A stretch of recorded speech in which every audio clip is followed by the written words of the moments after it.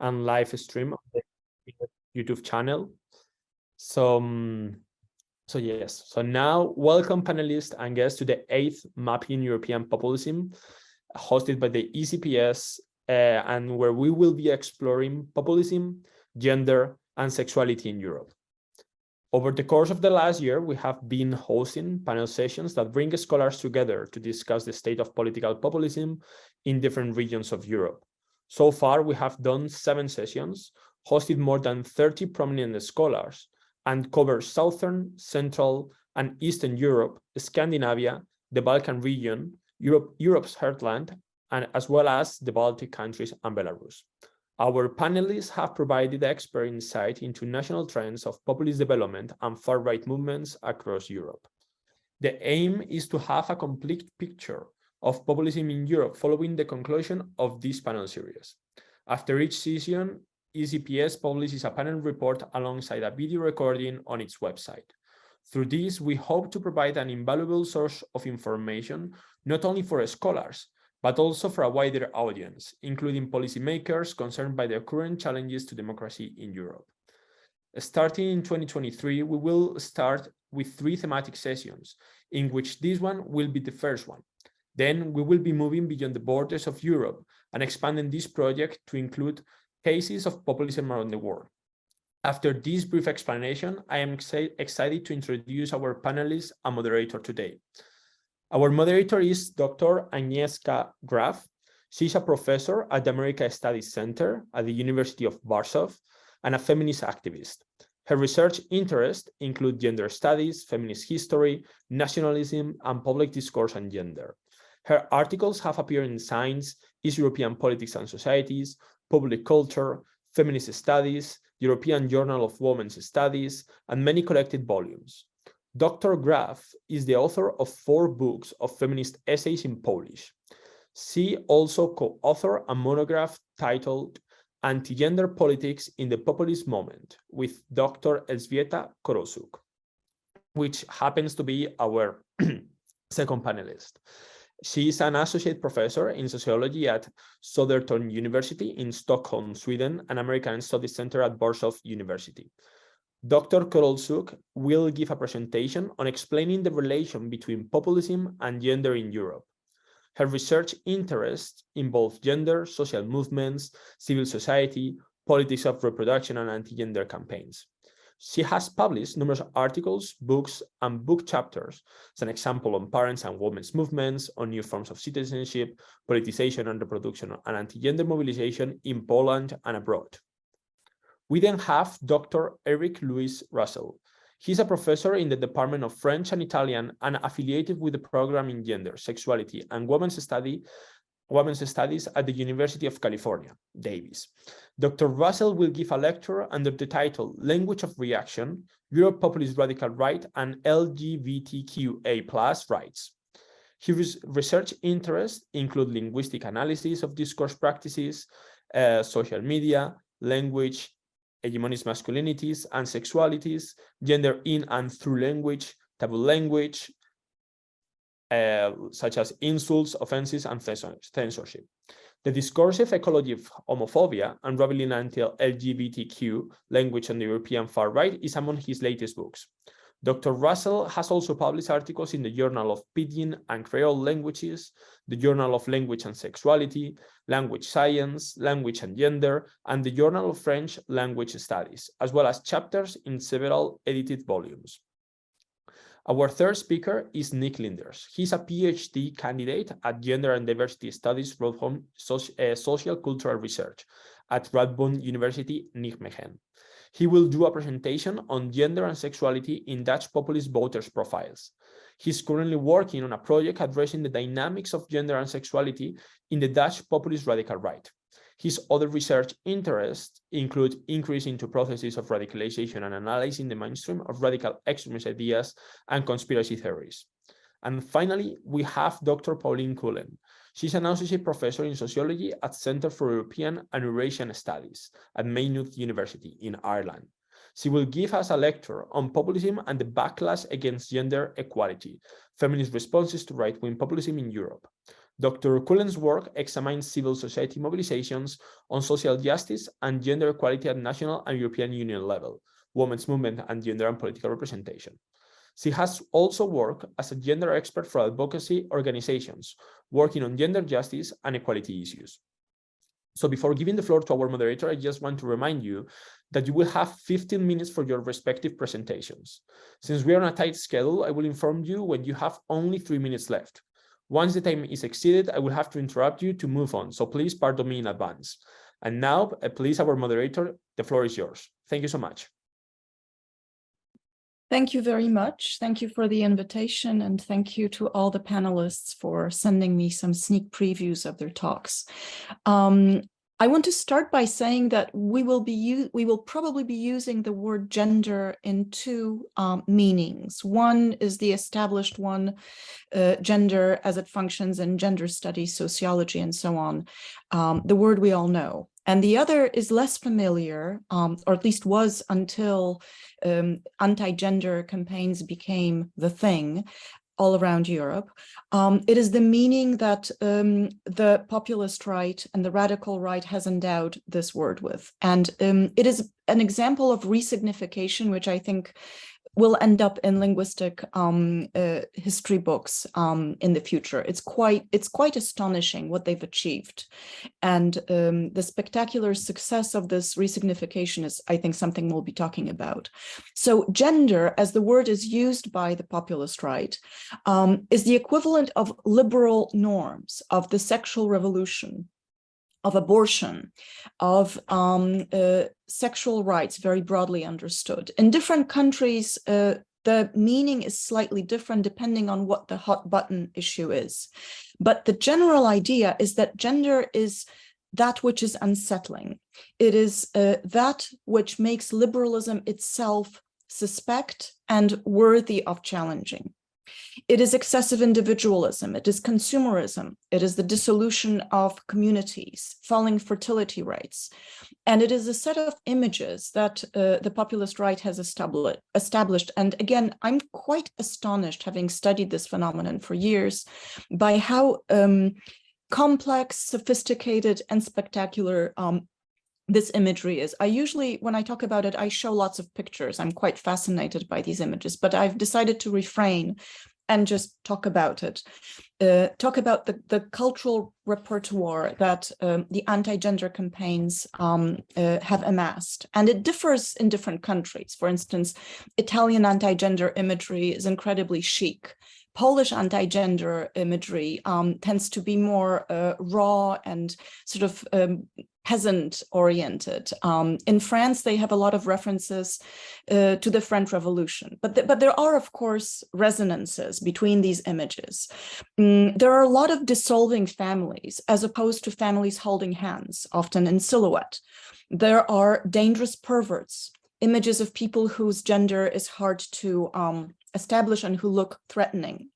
There are alienating and suffering children. Sometimes there are fetuses, but more often there are 4- or 5-year-olds who look terrified. There are also lots of children for sale. Elżbieta and I have talked a lot about this, children with barcodes, women's bellies with barcodes on them. So the idea is that there is a connection between gender equality and sexual rights and capitalism in its most threatening versions, and that I think is still waiting to be explored, how these barcodes really do cultural work of undermining, of positioning right-wing populists as opponents and defenders of the masses against the excesses of capitalism. So it is more, I think, of a culture than a set of arguments, anti-genderism. As we argue in our book, it functions in close collusion with populism on a variety of levels. The images that are one sphere where this happens, this association of gender with the elites and ordinary people with gender conservatism, but there are also economic aspects of this collusion. There are discursive aspects, and there are, of course, political institutional connections. And before I get us off to the 3 presentations, I want to mention briefly 3 examples from 3 European countries In each case, politicians who had long collaborated with ultra-conservative organizations engage in targeting gender ideology to mobilize electorates. And I want to argue that mobilizing people is the basic and primary goal of these campaigns. But there is a longer term aim, which is associating the opposition with gender perversion, threat to ordinary people. So here are my three examples. The first one is 2019, and since then also in Poland, where in response to Mayor of Warsaw signing a declaration counteracting discrimination against sexual minorities, a number of local authorities, mostly in southeastern Poland, initiated a campaign to protect traditional families. And as a result, and I think you must have seen this in the media, over 100 municipalities declared to be themselves to be zones free from LGBT ideology. And this, of course, put Poland on a collision track with the EU, which in a way was also the aim. The aim was to legitimize anti-European discourse of the ruling party. What is interesting from the point of view of collusion between populists and anti-gender groups is that Poland's key anti-gender organization was actually the behind this campaign, and this group is called Ordo Iuris, and it's quite big and well funded, and I'm sure Elżbieta will mention it because it's hard to talk about Poland without mentioning it. My second example, and one where I was really tempted to show you a picture, but maybe you've seen them, is Spain.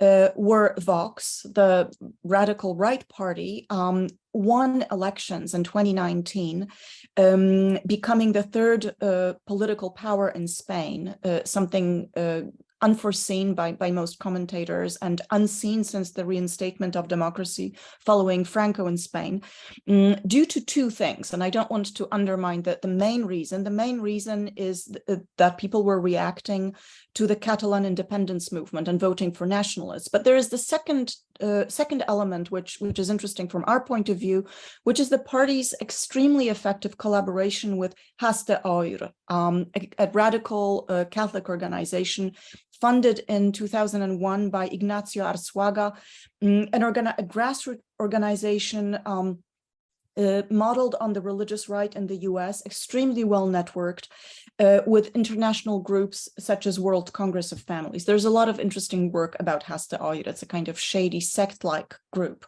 So they launched a campaign together, of which the most spectacular element were the so-called Stop Feminazi buses. You may have seen them. They were big buses with an unforgettable image of Hitler with lipstick on them, and the sign was said, "Stop feminazis. It is not gender violence. It is domestic violence." While the official aim of this campaign was supposedly for Haste Oir to appeal to Vox to make them repeal the so-called gender laws, in fact, of course, this was an instance of collaboration between Vox and Haste Oir to the benefit of Vox. In other words, it was actually an electoral campaign which claimed to be a civil society campaign, and it's interesting that gender violence was really the effective discourse here, just as LGBTQ rights were in Poland. In Hungary, my third example, and the most recent one, we're dealing with a referendum which coincided with parliamentary elections. I must say I gasped when I heard about it. The news came out after our book was published, and I really wished we could have included it. It was so in your face. The 4 questions asked in this referendum all concerned issues related to children's education in the matter of gender identity and sexuality. Voters were invited to state their support, if they support holding information events on sexual orientation to minors in public education institutions without parental consent. So you have the children threatened by sex education. The unrestricted exposure of minors to sexually explicit media content and showing minors media content on gender changing procedures. Again, children threatened by either lewd imagery or sex change. And while the share of valid votes was below the required 50% threshold, actually the threshold was not the aim. The aim was to legitimize Orban and Fidesz more generally as the defender of children. And I think that has been, and well, we know that this has been a persistent strategy on the part of Orban. He had integrated anti-gender arguments into his political strategy, which he calls building an illiberal democracy. He had been a speaker at the World Congress of Families. Gender is a big part of the agenda, and this is the only case among the three where there is no accompanying organization. It's interesting that in Hungary, it's actually the government that's collaborating with itself in the struggle against gender. So what do these three examples tell us? They tell us that anti-gender rhetoric is used by populist actors strategically, persistently, and with both short-term and long-term goals. And as I said earlier, the short-term goals is to win elections. And when we studied the Polish anti-gender campaigns, there was a very interesting tendency for these campaigns to intensify before elections. And the longer-term goal is to situate themselves, the populist parties, as defenders of ordinary people who lead ordinary lives with ordinary gender roles, whereas they, that is the opposition, are equated with a perverse elite. And I guess that is really all I want to say in my introduction.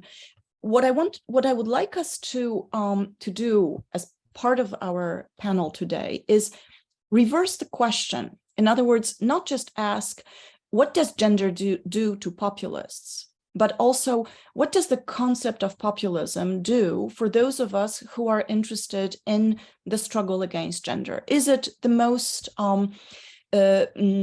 useful frame theoretically? What happens when you use the term populism to describe parties like Vox, Fidesz, Law and Justice, and many other parties you'll be speaking about? And what happens when you call them illiberal parties or radical right parties, or maybe increasingly in the last year or two, fascist parties in some cases? So we wrote our book, Anti-Gender Politics and the Populist Moment, with the frame populism, but we have since examined other possibilities, and we have been less shy about using the F word, and by F I mean fascism, at various meetings. So I guess I would like this conversation to go both ways. What does gender do for populists, and what does populism do for the scholars of anti-gender campaigns? And we will speak in the order introduced earlier by Ivan. Elżbieta Korolczuk is our first speaker with a theoretical framework explaining the relationship between populism and gender. Elżbieta, the floor is yours.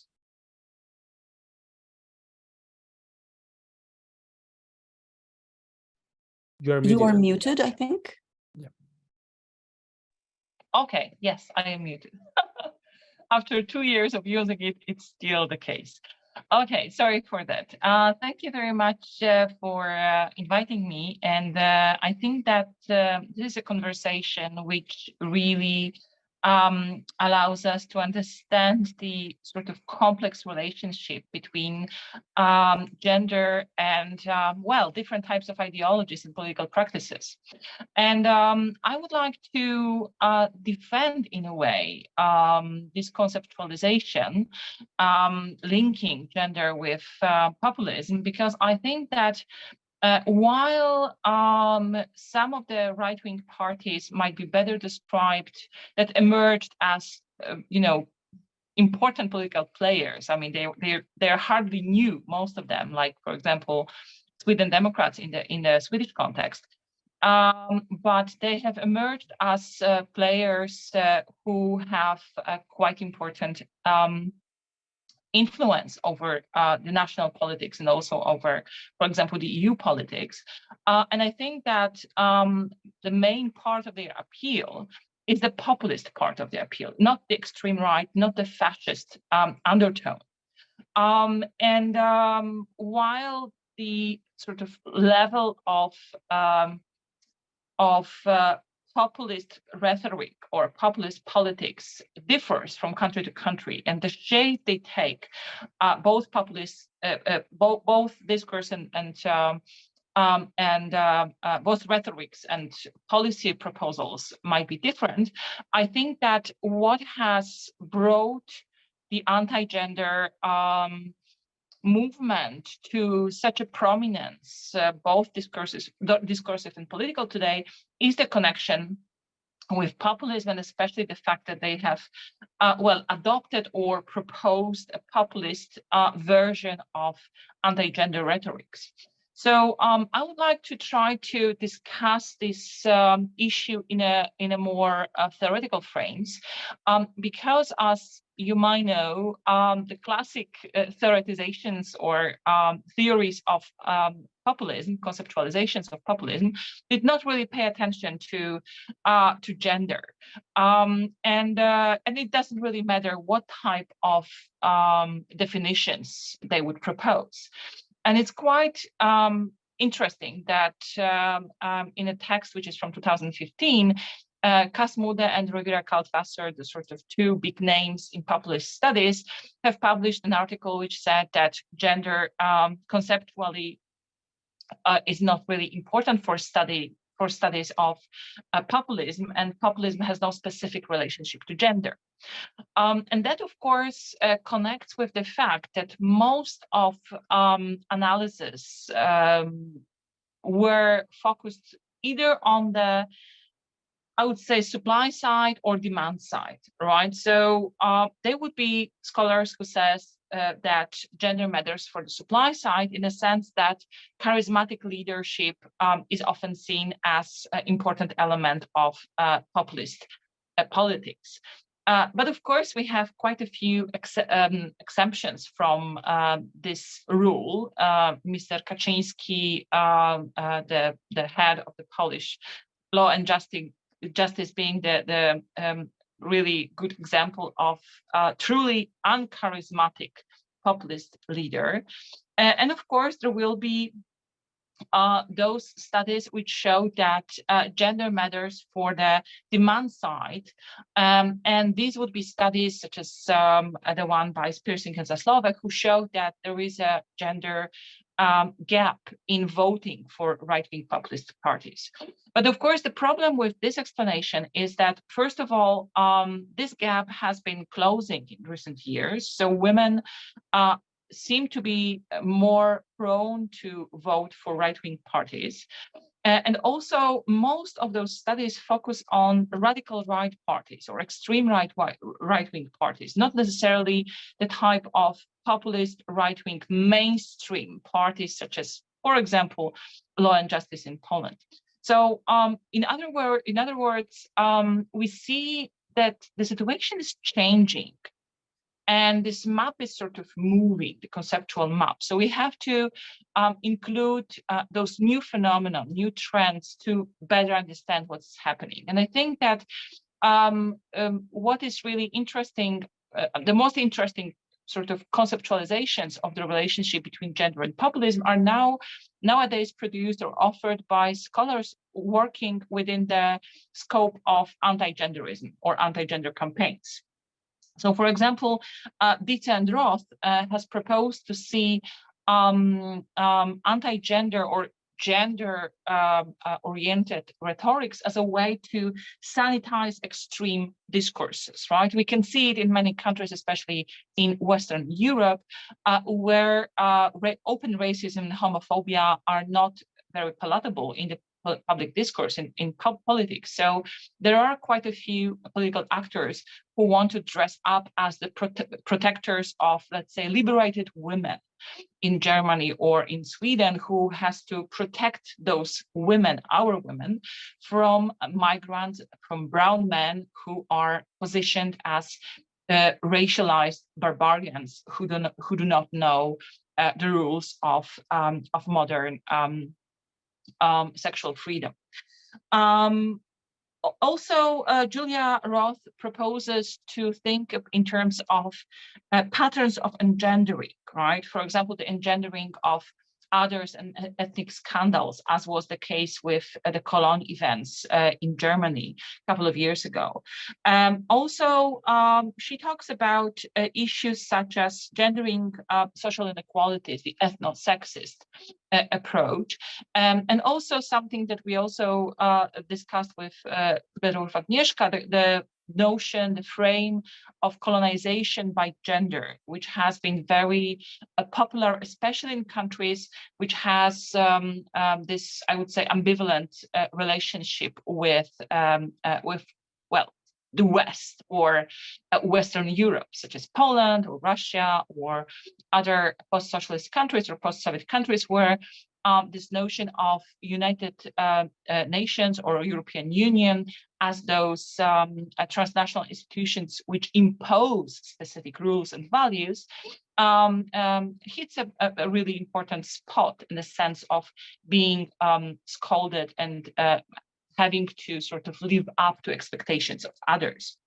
Also, a very interesting proposal of sort of conceptualizing this relationship has been offered by Birgit Sauer, who talks about right-wing populism as a project of masculinist identity politics. And I think that this connects to the discussions which show that actually the right wing has been much more effective in identity politics today, even though it is the left which is identified as such.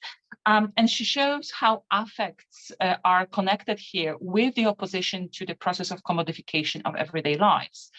So this is a way to connect the cultural and political aspects. And in a similar vein, Weronika Grzebalska and Andrea Petto proposed to look at the common roots of populism and anti-gender mobilization, which is neoliberalism, both in its economic form and also in its cultural dimension. And this is something that we also discussed in our book. I think that we really need conceptualizations which would, on the one hand, allow us to see the similarities between different contexts, because anti-gender movement is a transnational, a global movement, and there are a lot of connections between different countries and contexts. But at the same time, to be cautious of oversimplifications and to have this kind of dynamic and relational approach. And I hope that the notion of opportunistic synergy, which we propose with Agnieszka Graff in our book, might be a step in this direction, right? So we propose to look not necessarily at how populism is gendered, but rather what populism does, or what gender does to populism or to populist leaders, like how it is used, how it is used for building relationships, but also specific discursive narratives or discursive structures. And at the same time, we want to look at this sort of organizational and financial aspect of this relationship.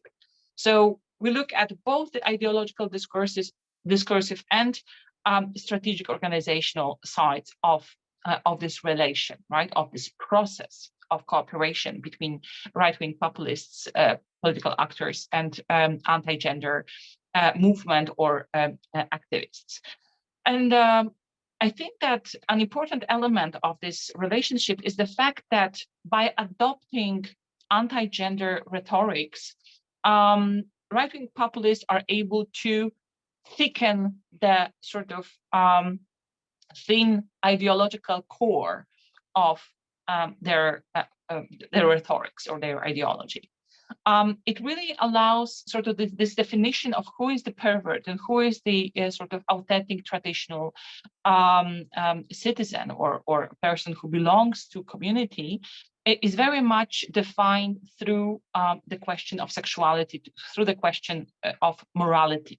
So basically, this allows, especially those populists who are in power, so who are elites themselves now, to show that there are still elites out there connected, for example, to EU, who are demoralizing our children, who are undermining the integrity of our nation.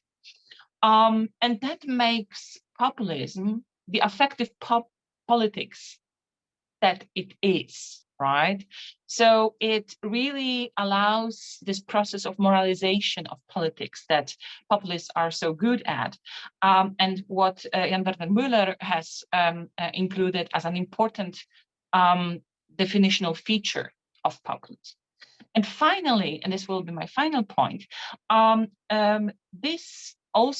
this sort of adoption of anti-gender or socially conservative rhetoric allows the populist leaders and parties to connect the social cultural with the economic.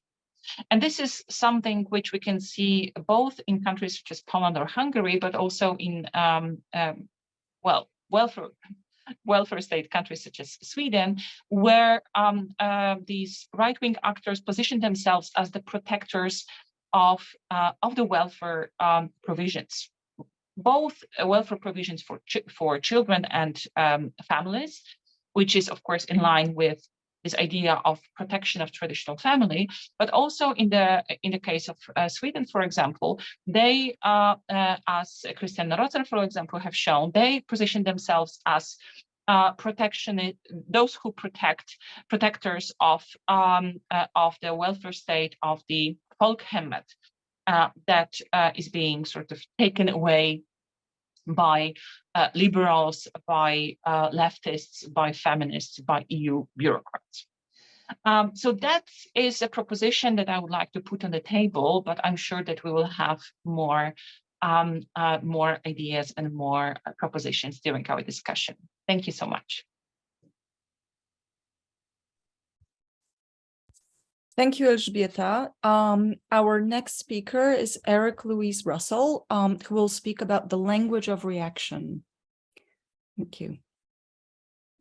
Okay, I'm going to share my screen now. Hopefully this is visible. And thank you very much. Good morning or good evening, depending on where you are. It's quite early for me, so I hope you'll stick with me as I maybe fumble through this after only one cup of coffee.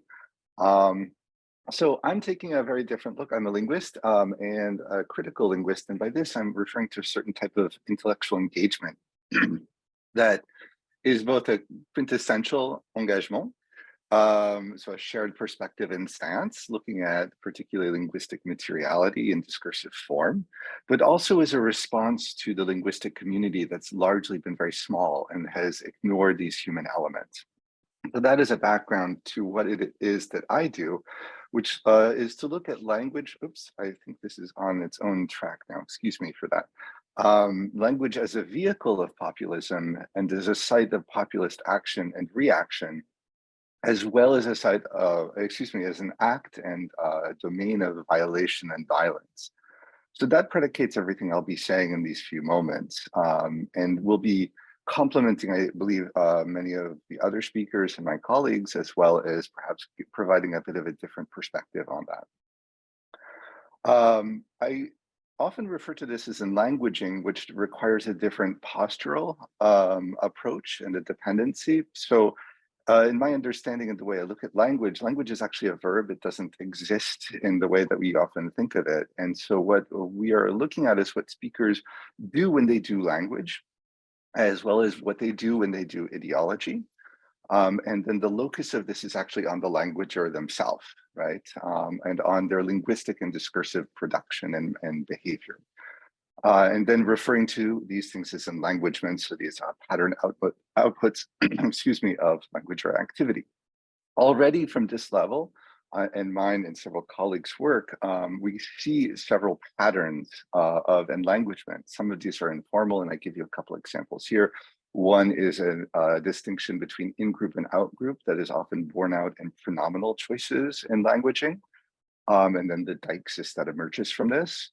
Other things sort of supersede this at a higher level, perhaps, if you think of it this way, and that's different structural patterns that are observed in languaging. So the different positioning via different patterns that different languaging behaviors afford. So for instance, the positioning of a populist hero, a party, a leader, and so forth, as well as their positioning vis-a-vis the real people or true people, as this has been referred to. and the antagonistic positioning of the true people vis-a-vis the other, the allochthonous other. This also bears out in semantics, as well as in different relational or in different functional patterning in languages.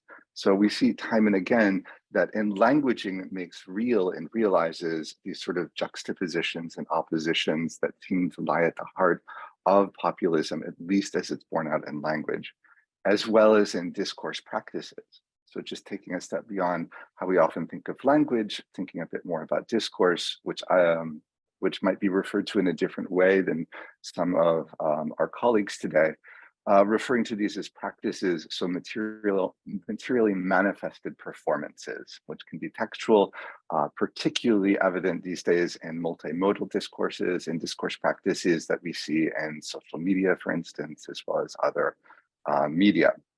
And some of the threads that are seen in this that I've looked at in particularly a relatively recent book of mine is how the strong man of populism, and it is almost always a male, though there are some really interesting exceptions to this, is represented through discourse practices as a type of savior.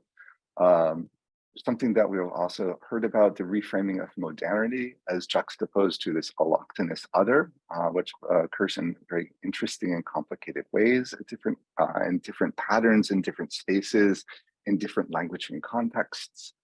The framing of the autochthonous is under threat. Several instances of table turning, retorsio argumentis, where the victim is then repositioned as the victimizer. So for instance, we see that LGBT groups, which we might think of as in a more traditional light, a non-populist light, as being victimized by different practices as actually being the victimizers in these cases, victimizers of others as well as victimizers of themselves. And then some really interesting and complex intersectionalities that occur with other hegemonic structures. For instance, gender itself, as we might refer to it as a social construct, sexuality, and so forth. Okay, one last sort of background before I get to three different examples, and this is the concept of enregistrement, which is the process by which different linguistic repertoires come to be associated culturally, internally with particular social practices. So the reliance on different enregistered forms, structures, semantic relationships, and so forth, which then will spread into the linguistic and discursive realm and move along them. And what we see in populism, because of course this is never static, it's actually quite dynamic and is ever hybridizing, is that it will move into other domains. And I think Susan Gull's work on this and gives us a heuristic that allows us to understand how this works, right? She refers to registers as clasping, relaying, and grafting. So clasping, linking into an area of social action, relaying, making connections across these different areas, and then grafting, implanting into a new arena, which superficially has opposing or contradictory meanings. And I think gender is a prime example of this. And we've already seen some really, really interesting examples of grafting as an output of how populism has managed to clasp and then relay. My colleagues, Rodrigo Borba and Domenica Baran, have actually referred to a lot of this in their own work. I'll be making some allusions to those as well. And these are what we might refer to as anti-gender linguistic and discursive registers, and how grafting has been the output of that. Okay, I want to move to three different examples, some of which come from my own research, some of which depend on the research of colleagues of mine. The first one comes from work that I've done on Philip de Winter and Vlaams Belang in Belgium, in Flemish Belgium.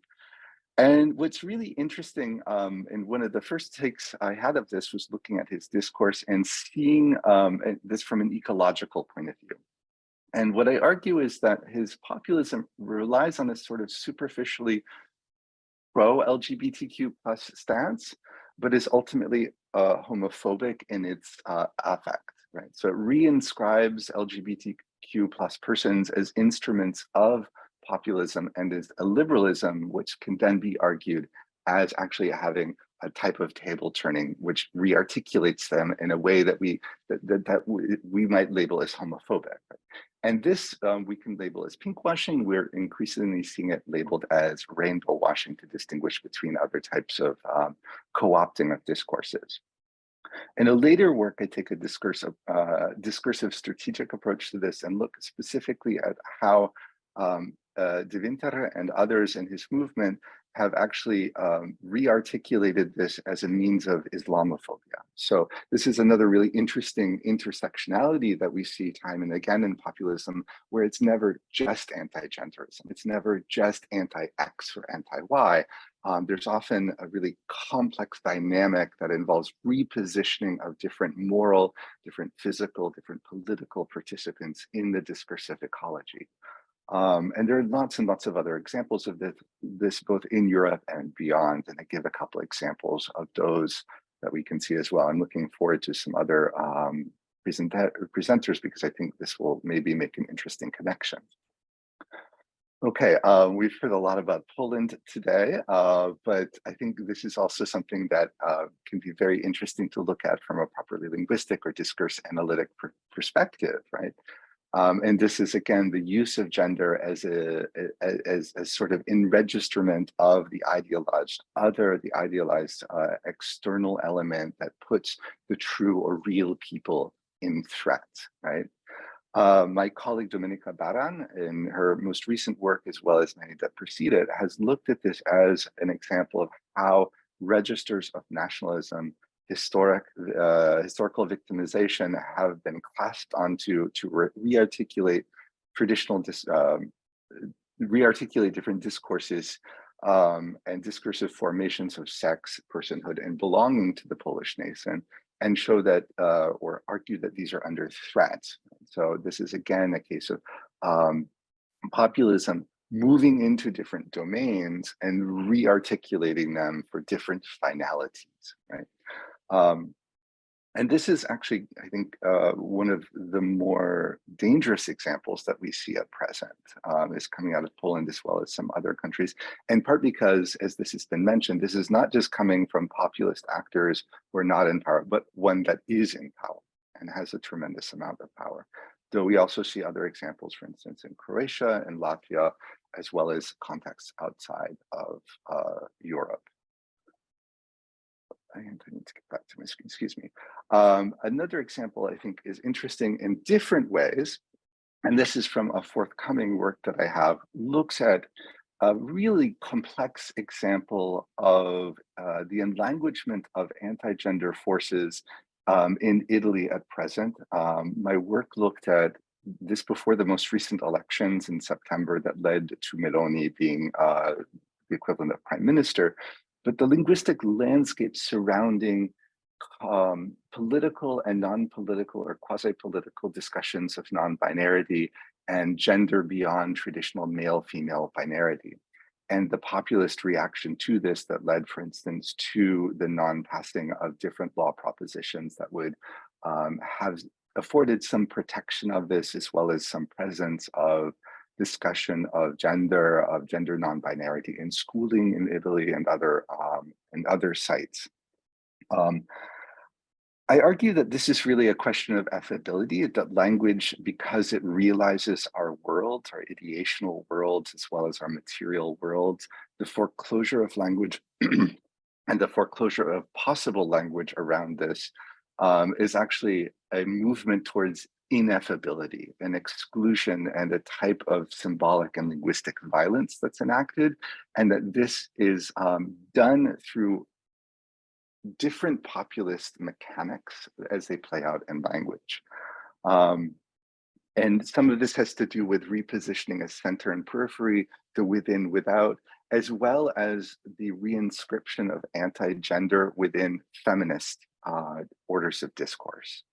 In this really interesting and complex way, interesting and not in a positive, interesting sense, but interesting in the sense, in a way that I think also offers us a means of disruption. And I'll allude to that in just a few moments as well. But we also see similar things happening. We've seen this in France, for instance, or in French-speaking contexts. because in some of this is delocalized from particular state policies, because many of these are supranational languages. So French and Spanish are really interesting examples of this, how they do play out in different polities, but they also play out above polities and beyond them. So in French and Spanish, as well as in German, and some other examples that are much more tightly associated with a particular political statal space. And so the example of Czech, for instance. All of this also makes me want to turn some attention to the question of futurity, in part because I think we all spend a lot of time wrestling with these forces of illiberalism, of anti-modernity, of retrograde discourses. And sometimes we forget that we also need to keep an eye on futurity and the centrality of language in this. And that's in part because language is so central to populism. And so I would just like to open up a bit of space before I close down my own bit of talk here to allude to how we might think about disruption and to allude to the imaginary futurity of a better world. So queer utopianism always makes me think of this, as well as Jack Halberstam's work on queering and failure. And I think it's as important as it is to document what's happening, it's also important to imagine how we can step in and begin to break down these patterns. I'm, of course, always thinking of the language realm and how we can do this through languaging and languaging, but I think also in the visual space and political space and economic space is certainly a possibility. And I wanted to make certain that there was a time and a place in our discussion today for that, because I think it is very important. We stand in very privileged positions where we have the ability to come together and talk about this. And of course, there's a lot of important work to do to document what's happening on the populist side, but I think we also need to maybe consider anti-populism and anti-popular disruption in each of our domains. And so with that, I believe I actually managed to stick to my time. I'll stop sharing my screen and I will pass on to others. And I look forward to your questions and just a couple of acknowledgements as well. So thank you very much. Thank you very much. Our next speaker is Nik Linders, PhD candidate at Radboud Social and Cultural Research for Gender and Diversity Studies, with the talk Gender and Sexuality in Dutch Populist Voter Profiles. Thank you. I will also share my screen real quick.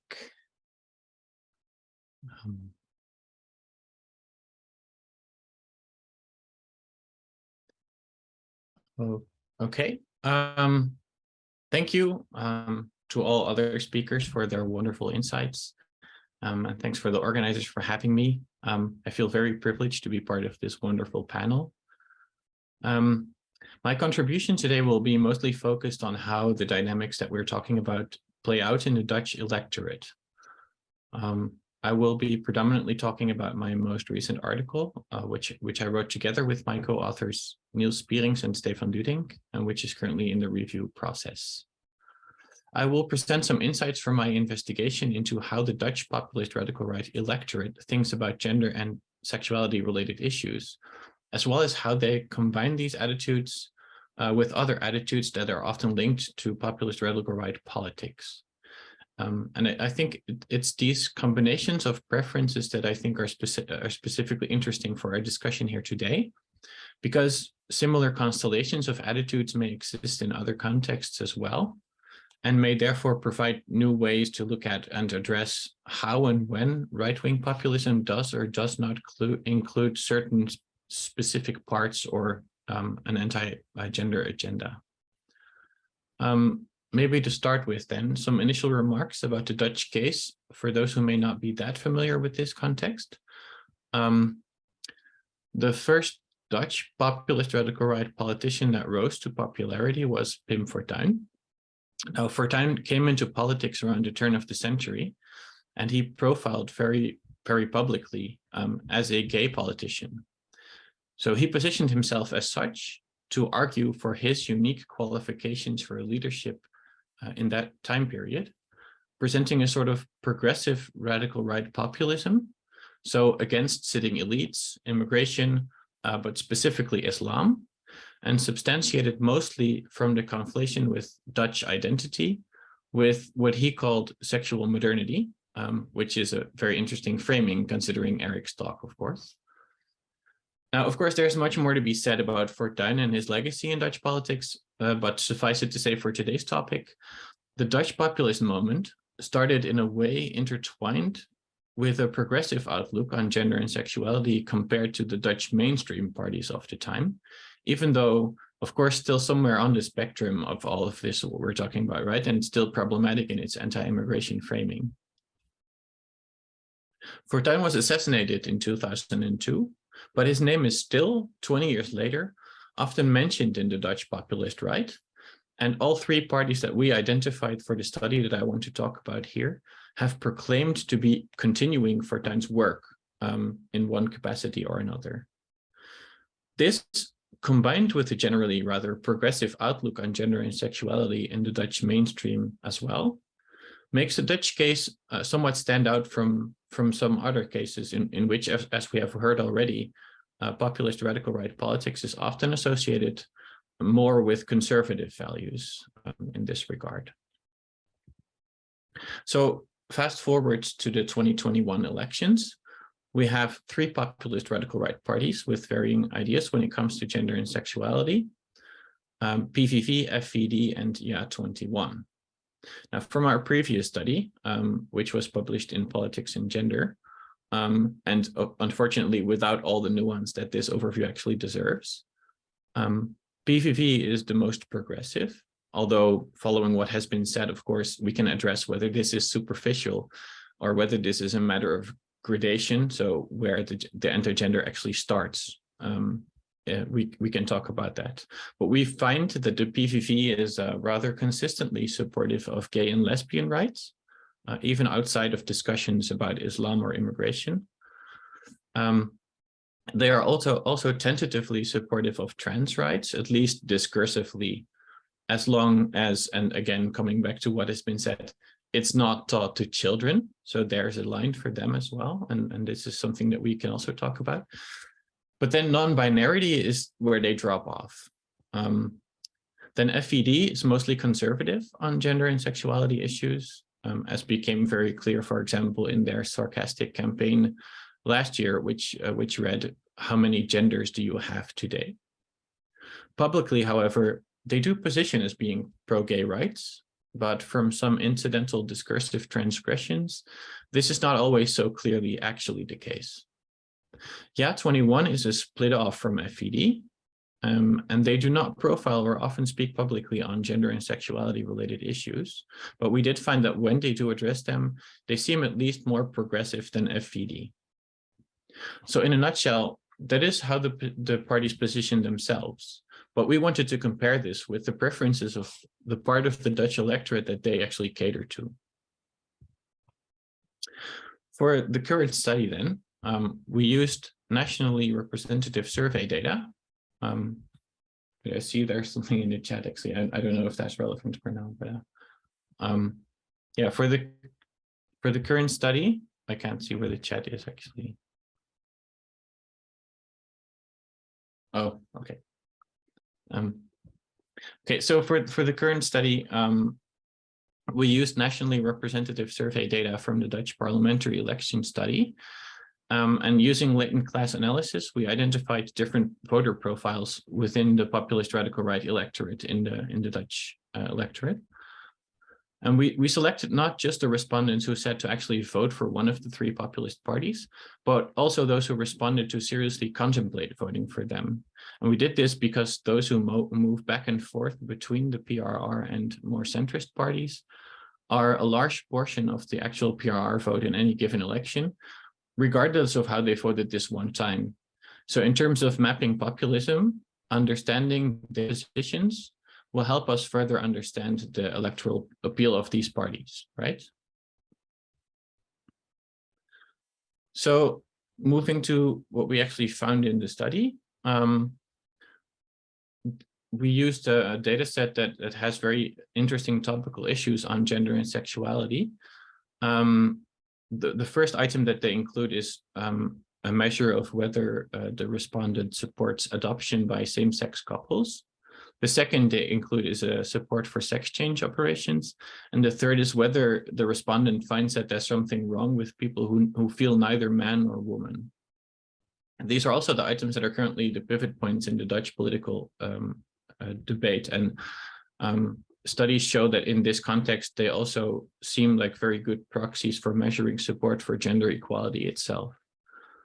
We then add in other issues that are usually thought to appeal to populist radical right voters. So they encompass populism, nationalism, ethno-nativism, colonialism, anti-Islam and anti-refugee sentiment, as well as support for religion in politics, strong leadership, and the EU. Most of these are rather straightforward, and I won't go into detail for that reason and for time constraints, but one distinction merits some explanation here, and it has to do with the concept of nationalism and nativism. So nativism is an umbrella term that is often used in academic work and often considered pivotal to voting for the PRR, the populist radical right.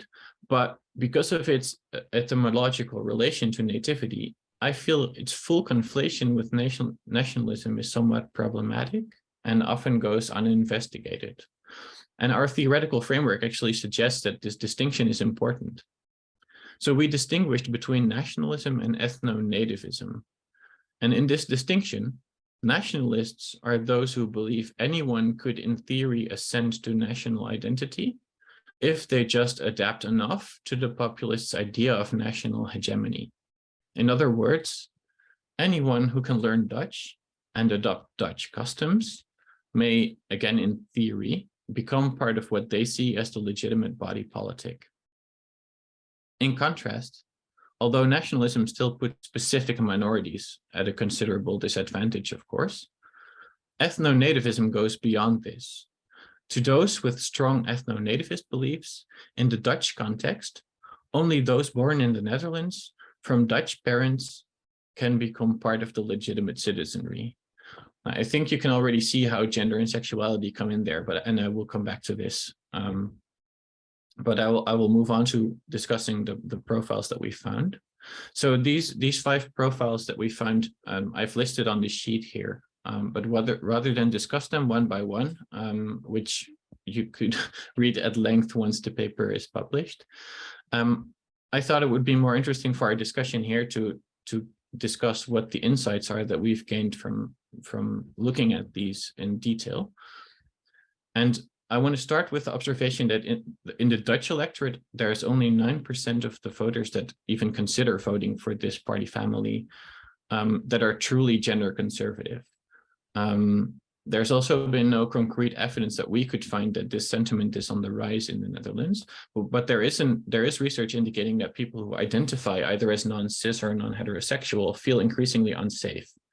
So perhaps if it is indeed not increasing percentage-wise, this sentiment at least grows more vocal, more violent, or more polarized. This brings me then to what differentiates progressive and moderately progressive PRR voters, who make up more than half of our sample, from the truly conservative PRR voters. And there are 3 topics here that stand out and that may warrant further qualitative inquiry also in other contexts, and I hope we can talk about these things here. The first thing that we find is that there seems to be an overlap between conservative or orthodox religiosity, and particularly Christianity, and the more gender conservative outlook. So for example, we found that SGP, the Dutch Orthodox Protestant Party, is relatively popular only in the small gender conservative group. Others have also noticed this intersection, and for example, you could see Philip Korsky's book, The Flag and the Cross, for a discussion about this in the American context, in the US context. Second, while most of the profiles consist of around 60% men, matching the idea still of populist parties as men's parties, but indeed the gap is closing, right? The most progressive group actually consists of 55% women. So the group that is most gender progressive is majority women, actually. And the gender conservative group is around 73% men. So also unsurprisingly, none of the non-cis or non-heterosexual voters, that there are a couple that within the PRR electorate that we found, none of them are in the gender conservative group, and all of them are either in the modern or moderate group. This all goes to show that while the PRR may not or may no longer be completely determined men only, the anti-gender sentiment does remain linked closely with an overrepresentation of men and masculinity, which is something that we, I think, need to address. Third, and finally, I come back to the fight between ethno-nativism and nationalism that I made. Because while all of the groups consistently show a highly nationalist sentiment, only the truly gender conservative group, as well as the group that is inconclusive or divided on these gender and sexuality attitude items, are also highly ethno-nativist. So this tells us that those with gender progressive values place less stringent demands on what nationality means to them. And gender essentialism, which could perhaps be associated with the ideas about the traditional family, also linked to the religious link that we found, closely aligns also more with nativist ideas about citizenship, as well as what the country should look like to them, right? So there's much more to be said on all these topics, and I hope these first sort of ideas provide some insights to further think through. But bringing these observations together, then, I think one of the questions Agnieszka also asked us to reflect on is how anti-gender sentiment actually relates to populism. Elżbieta also, of course, reflected a lot on this. And my studies in the Dutch context, I think, show that there is indeed this sort of gradation in terms of where these parties, but also the electorate, sort of hop on and off on this anti-gender sort of discourse. But I don't mean to gloss over the very real possibility that populist leaders may instill in their voters a conservative outlook. I want to add that sometimes maybe gender and sexuality just share the same affective connotations, also, of course, following Sauer, that populism has managed to instill about nationhood and ethnicity. Thus, these issues too can become one of the topics that populists use to rile up their base, along with their nationalism and anti-elitism. And then perhaps how they do so and which position they take may indeed depend on the context, as well as the hegemonic beliefs about these topics in their nation of operation, as well as which part of the electorate they actually come from or cater to. So thank you. I'm looking forward to our discussion. Thank you very much. Our final speaker is Dr. Pauline Cullen, and she will be speaking about feminist responses to right-wing populism and its take on gender.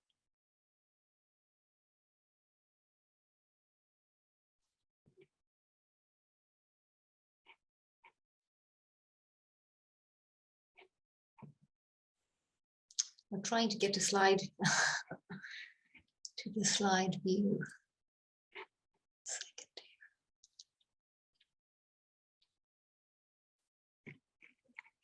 Oh, folks, the little bar is in my way here. 1 second.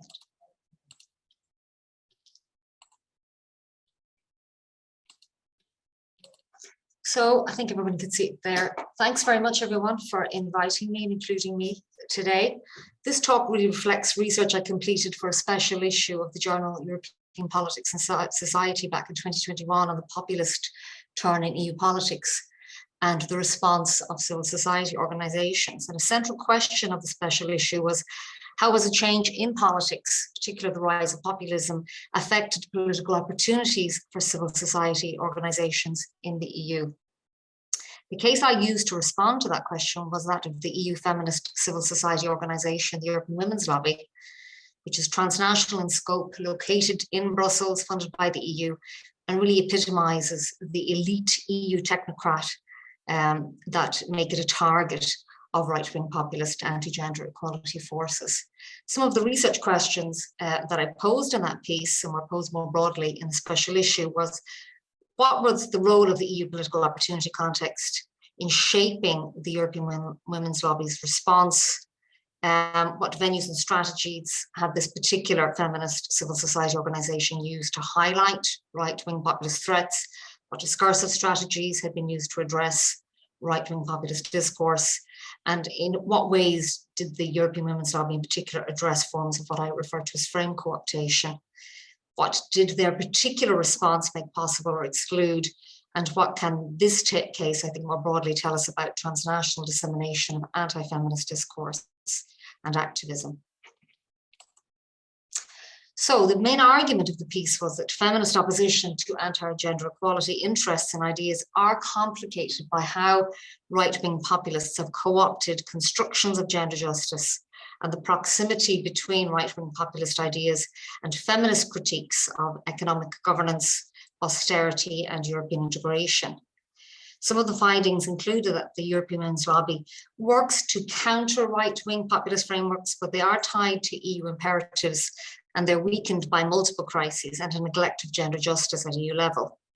And that right-wing populist ideas, actors and institutions that used gender to do political work have benefited from the absence of a strong political commitment to gender equality at EU level, and also neoliberalized instrumentalization of gender equality, which has created opportunities for centre-right radical flank tactics on the issue of gender equality. So what do we know about this changing opportunity context at European level? Well, we know that European integration itself is best understood, particularly from a sociological perspective, as kind of a relational ecosystem of organized civil society groups. And these have particularly prospered from the opportunities that European integration has provided. Financial and ideational support, particularly from the European Commission, has allowed some of these organizations to become agents of policy integration and the dissemination of EU policy ideas, especially in areas that include gender equality. Women and feminist organizations working at EU level had gained a certain foothold and influence. This has waned in recent years in particular, and it has created a situation where they have access at times rather than influence. But this has always been an elite game, of course, and the most intersectional or diverse NGOs have the least access in this space. Populist forces then have also created, has been well documented by the work of our other panelists, a very adverse landscape for rights-based European civil society groups. And this reflects developments that are well documented in national contexts. What we then see is a more crowded space with conservative right-wing competitors working at EU level insinuated across the European institutions, less institutional support for civil society, more progressive civil society agents, and then European civil society groups themselves shifting strategies and looking at different venues. How have they responded? Well, they have tried to respond, I suppose, in a variety of ways, drawing on some of the social movements literature, and this again has been well documented by the feminist scholars working on populism. We've had a range of responses that include adaptation, exit, abeyance, either professionalization or radicalization, adopting new managerial and communication techniques. But across the civil society community, and this is established, I think, particularly well on the special issue, we do see some common frameworks, some efforts to maintain some strategic differentiation related to the focus of a particular civil society group, sometimes the use of emotion, sometimes transnational strategies, but also that there's a particular challenge here that in engaging on the issue, civil society groups working at the level of the EU have to avoid the re-amplification of particular right-wing and, in the case that I look at, anti-feminist frames, while maintaining a focus on equality and democracy. And more recently, we've seen in the work of some folks an avoidance of conflict, and move away from a direct confrontation with right-wing populist ideas, less front stage work, more backstage and informal efforts to influence and support other leftist actors in the struggle against right-wing populist forces. Now, I won't go into this. This has also been well rehearsed in a variety of studies at the European level that's looked at the particular opportunity context on gender equality, the retreat of the European Commission, the shifting of gender equality politics to a low politics status, the decline of the kind of velvet triangle of feminist critical actors.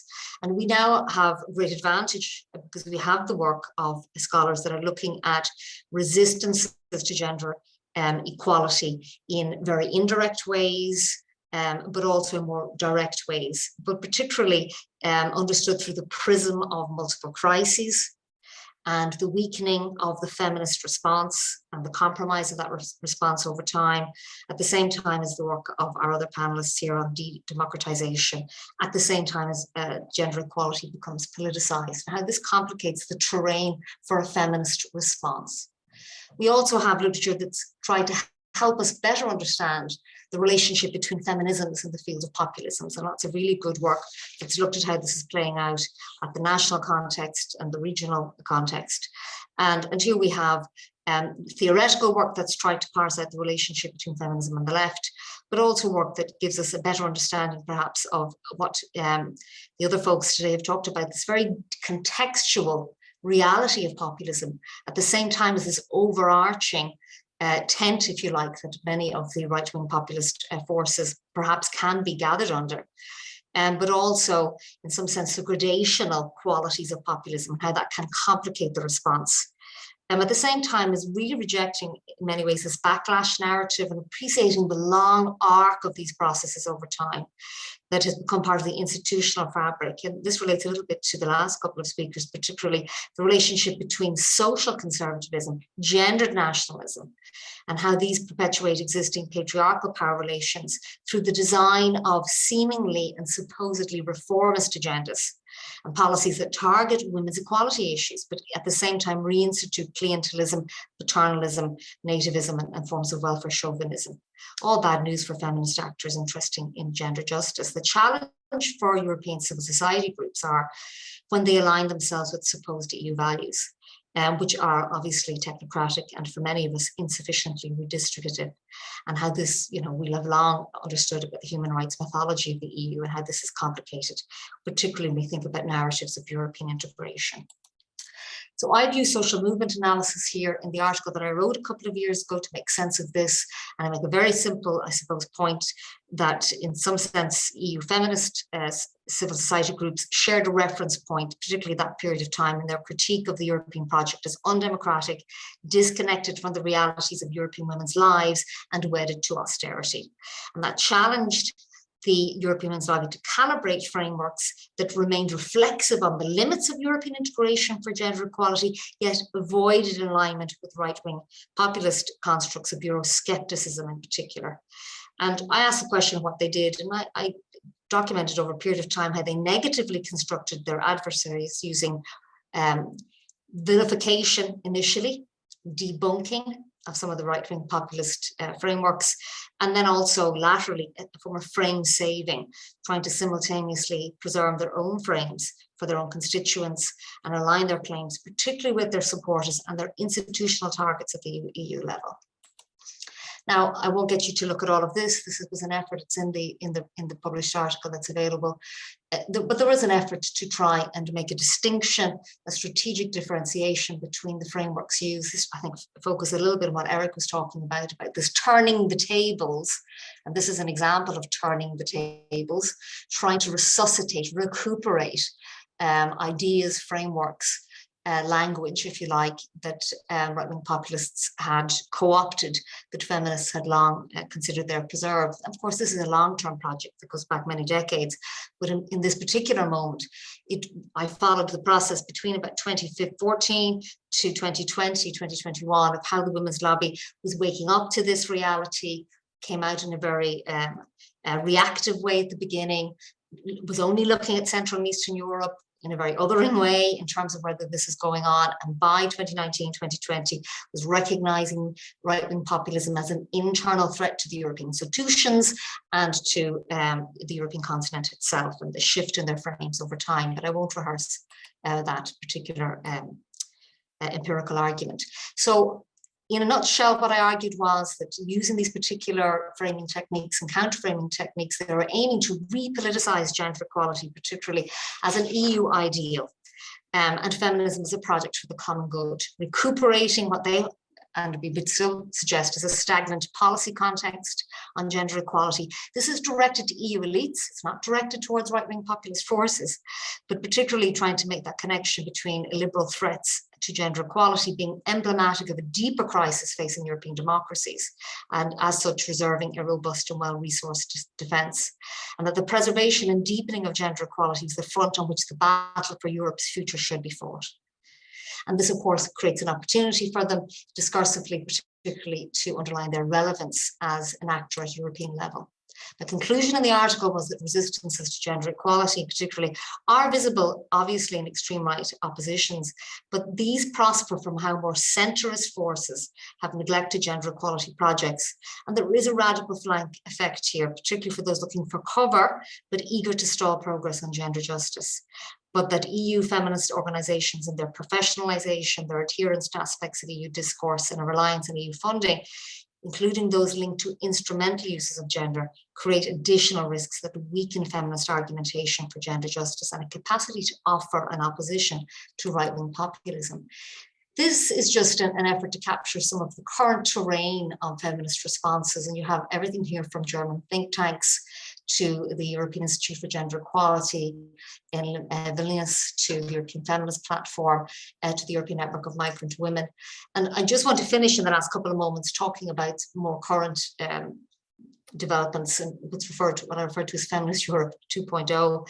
And this just gives us a sense really of what's going on in the space, and particularly the European Women's Lobby. You see here a screenshot from a European Institute for Gender Equality, European Women's Lobby panel entitled Resisting the Backlash. And I'm posing the question about what the feminist response is or could be or should be. We see they're still drawing on this backlash narrative. Is it less reactive? I'm not sure. We do see the same kinds of asks or demands of the European system, looking for ratification of conventions, directives on violence against women. Obviously, the strong influence of the Swedish women's lobby around the abolitionist perspective of prostitution as violence against women. But then looking for an EU commissioner on gender equality, looking to beef up the machinery of the European Union and its competencies around gender equality issues as a defense against these external threats or backlash. As being that it's referred to. And then we also have the intellectual space, feminist knowledge production, filling the data gaps. You know, is there a possibility here with all of the things we have going on that there's a possibility to seed alternative knowledge as an opposition to right-wing populism? And we have a lot of expertise here. We've generating forms of equality data where there are gaps in unpaid care, going back to the social conservatism around the care issue, around masculinity, around positive masculinity, around gender norms, bringing it back into the center space of central questions around gender inequality in everyday life.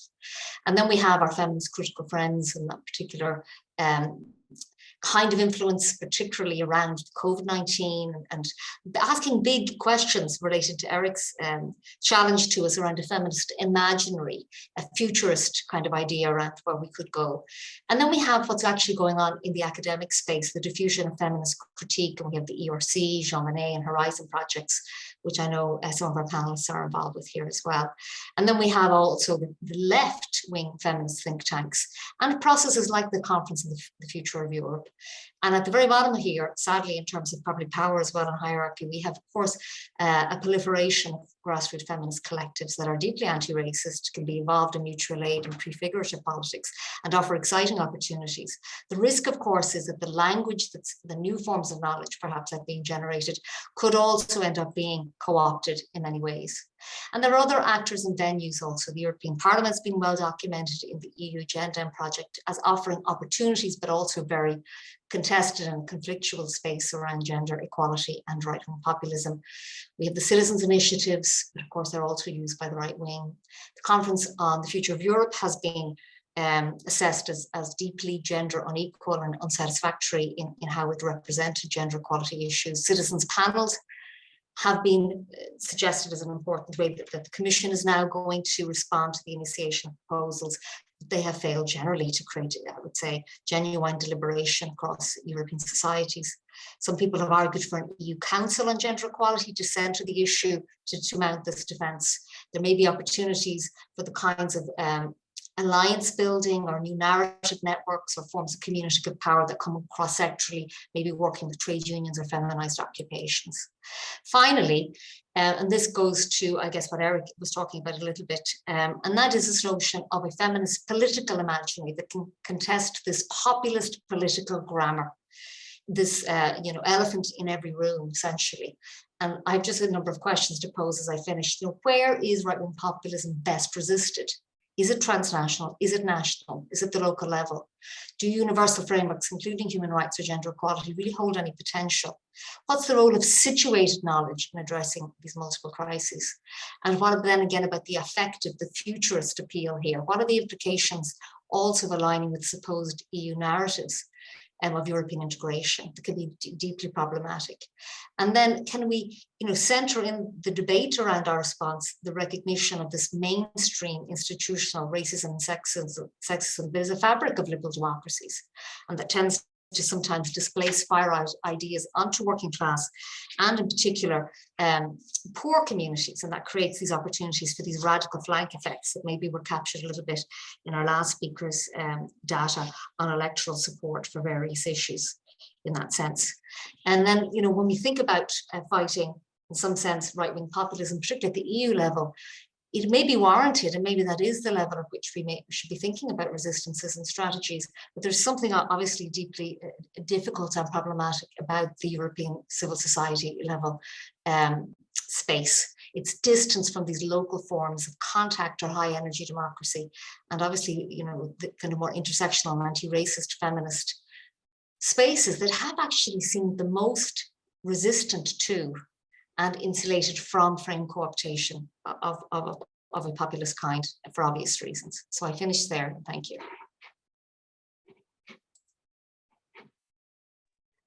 Thank you very much. Thank you to all the speakers for also for keeping to time. This way we still have some time for questions, both from the audience and maybe from each other. I'd like to open up a space for discussion.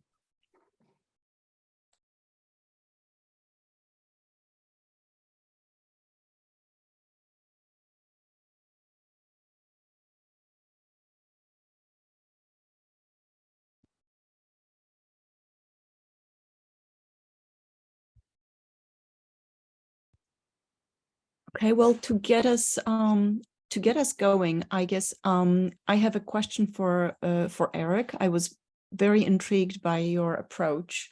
I used to study linguistics. It's been a while, but your talk confirmed my hunch that anti-gender discourse is not a set of arguments, but rather a cultural and linguistic practice. And I guess my question is, which of the various strategies do you think is most effective and most worth looking at of the what you call languaging? I mentioned at the very beginning the astonishing success with which this movement actually resignified the word gender, which I guess would be placed right in your semantics section, but there are so many others. So my question is, what's your favorite? Oh gosh, that's a difficult question to answer, because favorite means the one I think is probably the most effective on the right-wing populist side, right? So it's the one that we need to be most careful to pay attention to. I don't know if I can answer that. I think because I approach this as a linguist who came up in first of all, in the European school of linguistics that is, looking very much at language as something that exists, which is not necessarily something I would maintain anymore. But taking an emic perspective of this, I think in a way we do ourselves injustice by assuming that everything will be the same from place to place, from lingua cultural context to lingua cultural context. And I think Nik's talk is really important for that, because you see things like, what is progressivism? As a linguist, it's completely unshocking to me that resignification would happen, that there would be different signification of a signifier from context to context, even within, a bounded lingua cultural community. So I think we just need to be a bit cautious about that. We need to always operate from within. It's very easy to operate from without, particularly as this concerns languages, right? So I'm not sure I can answer that. I can say that it is important to perhaps co-opt some of the strategies that right-wing populists use themselves, which is identifying particular signifiers that are perhaps open to resignification and to hybridization, so to use them in different ways. And I think the example in Poland is really an excellent one, as much as I understand it, which is resignifying what sexuality does in a lingua cultural context, which is now it seems to have a very strong connotation with non-Polishness, according to my colleagues who work in that. And I think if we can do the same thing, we can maybe resignify some of the linguistic and languaging weapons that are being used by illiberal forces. So I'm not sure if that answers the question, but hopefully it attends to it a bit. Does that make sense? Mm-hmm. Yeah, thank you very much. There's a question from Ivan. Would you like to just speak up, or would you like me to read it? Yeah, I can. I mean, I was just Please go writing. ahead. Mm-hmm. Yeah. Well, first of all, thank you very much for the presentation. It's been very, very inspiring and insightful. So my question is to Dr. Russell. I'm interested in the use of language and rhetoric by radical populist actors. So to what extent the use of radical rhetoric and language by populist actors to ideologize the other through gender, as you have mentioned, can lead to the radicalization of the population and to encourage normal people, normal citizens, average citizens, to act violently against other genders? Thank you very much. I think in this is a case of all that's new is old, all that's old is new. We've seen this time and time again in the European context, but not only, where the other is ideologically constructed, I would say, in language, so made real through linguistic practice, and not only, of course, linguistic practice, but that's what I look at. And then because of that, they are then rendered a subject of potential violence, which is not considered to be necessarily violence. It is then somehow legitimized as just the natural product of law and order, of a Rechtsstaat, of a society that functions in a certain way. And we see this time and time and time again. And what's fascinating and also very, very disturbing for me, both as a linguist and as a human, is how this plays out in this sort of really low-level granularity of language. So it plays out in, for instance, the choice of pronominal constructions. And we'll see that there's this approximation and distillation that can play. And it's very evident if you have enough of a body of data to see that. To make a direct correlation between specific acts of violence, I think that's something that I don't feel I have the expertise on, but it doesn't take a lot to say that there is a correlation between that, right, as it's happening. And that's just one domain of language, one relatively sort of easy to see. These questions of semantics and verbal semantics and positioning and projection are actually much, much more complex. But we see this time and time again: construct the other, remove the other, and then the other actually is removed from even another type of semantic, which is like, what is civil, what is expected, what is okay, what is not okay, what is authorized, what is not authorized, what is even considered violence in the first place. If I may pitch in here, we actually examined one such case where incitement to violence was very clearly successful, and that was the anti-LGBTQ campaign, which I actually mentioned, and the July 2019 march in Białystok, which turned into basically a violent encounter that was compared to pogroms. I was there, and the violence was quite real, and echoing earlier media statements.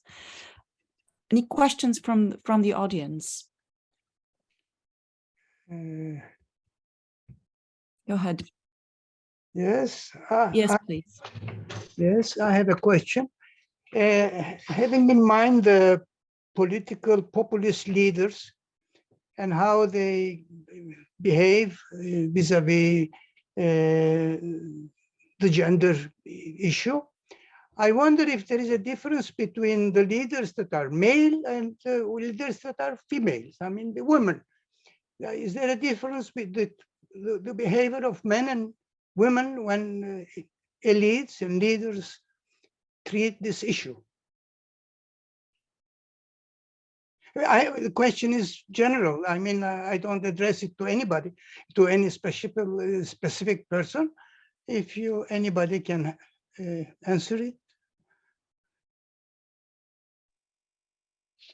I can try. I I haven't been studying this in particularly, I mean, in details, but when I look at the Italian context, I think it's really interesting. And a difference between Salvini, for example, and the current political leader, right? So I think that this really shows that, of course, that would be depending on the context, right? And the political culture in a specific country. But I feel like there is a level of legitimization that is afforded by female leaders who sort of play with gender stereotypes, and at the same time, such as Giorgia Meloni, for example, use her position as a sort of young, attractive woman who is in the higher echelons of power, to claim that actually this is not anti-women politics, right? That this is a type of politics which actually provides opportunities for women. And that sort of echoes what Pauline Cullen was saying, that it's very difficult to have a good strategy to counteract this kind of performances, political performances, and this kind of rhetoric, right? Because of course it is very easy to fall into the trap of, assuming that women such as Giorgia Meloni herself, but especially women who support her politics, are suffering from, I don't know, false consciousness syndrome, or that they are doing things which are counterproductive for women at large. So I think that this is, in a way, it's a very good strategic move, I would say, for right-wing parties to promote women both as speakers, as potential leaders, which doesn't happen that often, right? But it happens increasingly in Europe, in France, and Denmark, I think, is another example. So in that sense, I think that we will see more of this type of legitimization of right-wing politics by women, right? And that might be quite effective with women voters, especially if we compare them with this kind of macho figures such as Salvini, right? Or Kaczynski, who is not macho figure, but who is clearly not in tune with especially young female voters. Thank you. Thank you. Eric, go ahead, please. I might just add to that an interesting wrinkle is one that Nik alluded to with Fortein, which is the not just on a traditional women-man, but also normatively male, non-normatively male, one dimension of which is sexuality. And so we've seen not just in the Netherlands, but elsewhere, where there are participants who are LGBT, maybe we might not get down the alphabet yet, just LG, right, and LGB, because of the ways that has been hybridized into this understanding of what is allowed in the us, right, and in a certain way. So I think I like this question because I think it allows us an entry into just how progressivism is so dynamic, populism is so dynamic, and plays out very, very differently. Bulent, go ahead. Yeah, thank you very much for these great presentations and interesting discussions. I have actually a few questions that I couldn't understand the reason especially from the demand side. I mean the women segment of the societies in both Europe and the Americas. We know that women has a role in some radical right parties, as you mentioned, as leadership level, but also as a supporter, both in SD, you know, in Serious Demokraterna.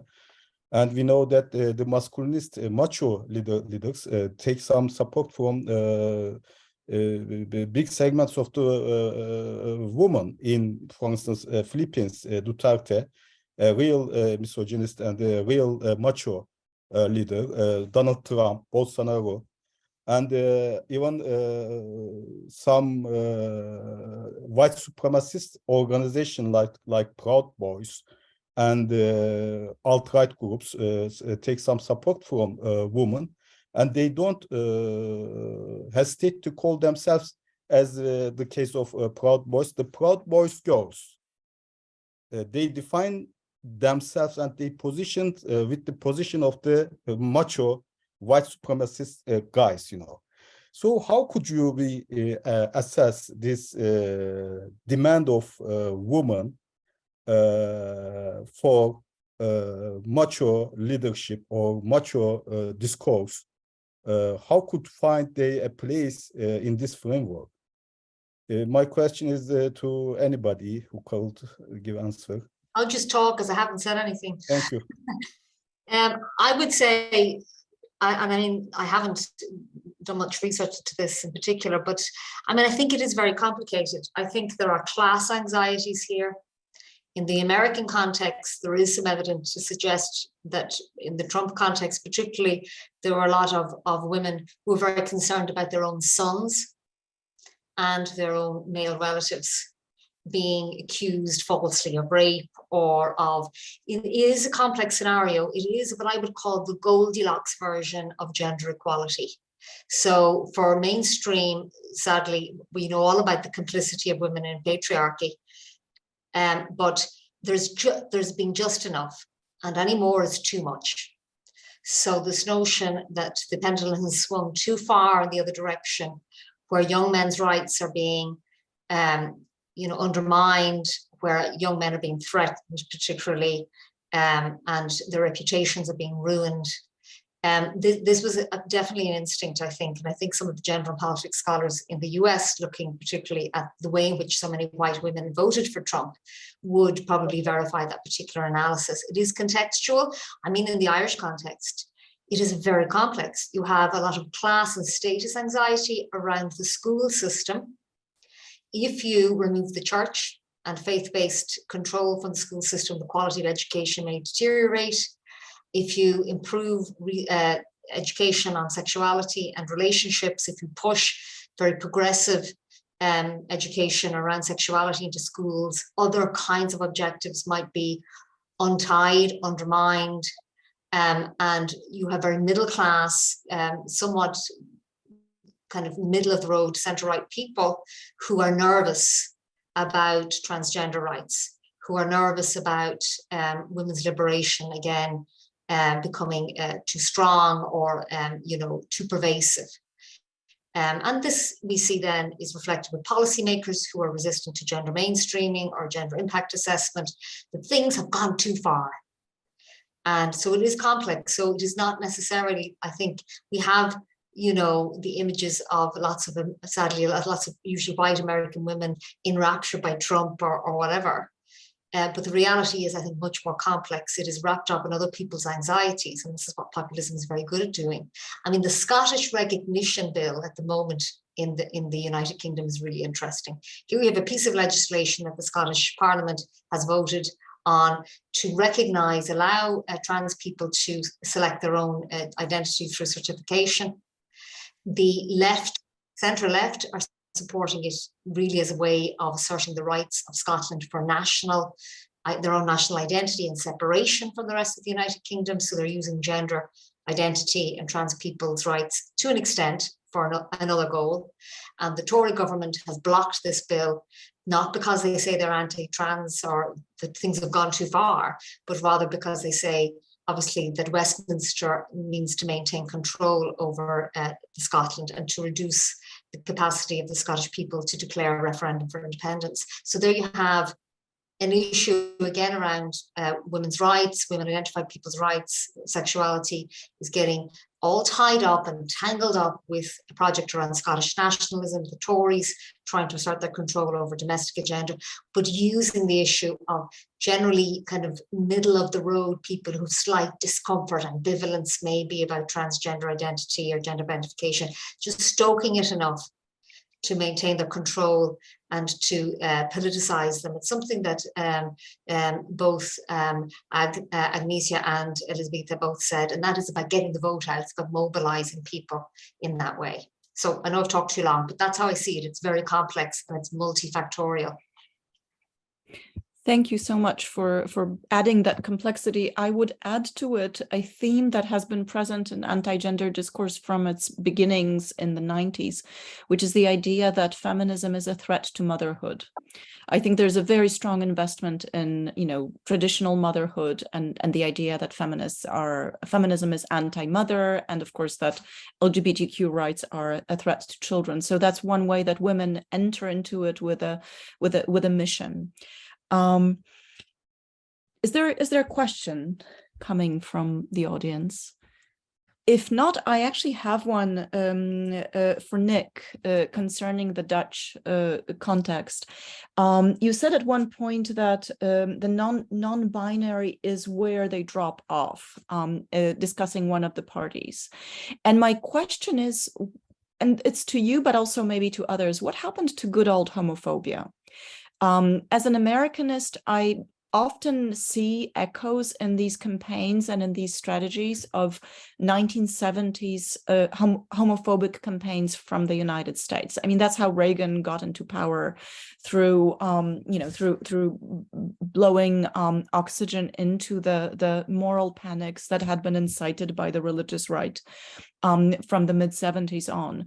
And obviously, you can't do it quite the same way nowadays, with most of the population being convinced that gay marriage is fine and actually contributes to family stability. But Elżbieta and I come from a context where good old homophobia is still, alive and kicking. But I wonder if we are the only place in Europe where that's done, and whether non-binary is where they drop off everywhere else. So Nik and maybe others as well. In other words, what's the frontier now? Is it really non-binary and trans? So thanks for that question, because I think that's a very interesting way of framing this development. And I would actually, I think I would argue that, again, this is context dependent, right? And in the Dutch context, there are actually two drop-off points at the current stage in our populist radical right discourse. There's the PVV dropping off point, where either it's about we leave the children alone, or it's about the non-binarity part of it. So, for example, there was this campaign by primary schools where they educated children about queer identity and various self-identification, sexual identity markers, and Wilders, who is the political leader of the PVV, the party where I said the non-binarity is where they drop off. He ranted in the national parliament about, look, it's fine to me when people want to change their sex. I don't mind, basically. Like that's sort of a literal quote that's what he said in the parliament. But then he added, like, why do we need to teach our children about this stuff, right? So this also goes back to Elżbieta, what Elżbieta said about, there is a danger to our children, right? The other thing that it made me think of is that at some point the National Railway in the Dutch context announced that they would stop saying "ladies and gentlemen," and instead they would replace it with "dear travelers." And then they sort of they lost it basically, and they said, well, the Dutch railway has lost its mind, and this is what amounts to a woke dictatorship, basically. so that's the PVV, right? And then there's the FVD, which is much more on the classical sort of anti-gender spectrum. Although, as I said, like publicly, they say that they are pro-gay rights, and they sort of consistently say that. So it's not good old homophobia, right? But at the same time, there's numerous instances where they discursively transgress this threshold, and where they, for example, on the campaign trail, their leader at one point said that we shouldn't, in terms of the nostalgic view that they have of the Dutch history, and that's all being taken away, right, by woke people and feminists, and in that context, he brought up, well, we shouldn't be teaching our children books like Pete is gay and he's bullied for it, and instead we should be teaching them about the good old days of the Dutch conquests, basically, right, like the heroic stories of the Dutch past. So there's a binary there, right? There's a nostalgic vision of the past that they want to use to replace sort of the more modern progressive outlook. So it's not quite good old homophobia, but it comes close. And these are coexistent in one context. Yeah, so I'm not sure if I'm completely answering your question, but I think these are interesting things to think through, because yeah, even within one context, yeah, the barrier is in different places. Yeah, thank you. We actually encountered, while we were researching the different versions of anti-genderism, a very interesting case in Germany where there were prominent gay figures in the AfD, including at one point a lesbian leader.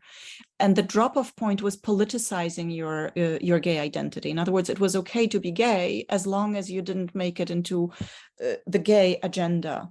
And, you know, so sexual orientation was up to you, but once it was politicized, then it counted as gender, and gender is evil. And in Poland, you know, it's enough to be pro-choice and you are already a genderist. So I think the drop-off point is quite at different places. Bülent, go ahead. Yeah, I want to seek for an answer for a question that I couldn't understand good. Especially in Dutch case, you know, we know that the political populist radical right movements and far right movements generally racist, fascist, and in Hungarian case, as you some of you mentioned, illiberal. But in Dutch case, sometimes this populism, anti-immigrant, anti-Muslim, sometimes anti whatever the other, you know, anti-other rhetorics and politics is based on including this LGBTQ plus groups. And they attend in these political parties and groups to otherize the others. How could we explain this, whether there is a role for this attitude for civilizationalism, the Western civilization, protecting liberal values? To protect liberal values, sometimes the groups may act in opposite way to exclude and otherize others, you know, some others. Maybe Nik, maybe other, maybe Eric could answer. I don't know. I mean, I can just jump in and say that it's. I think we might.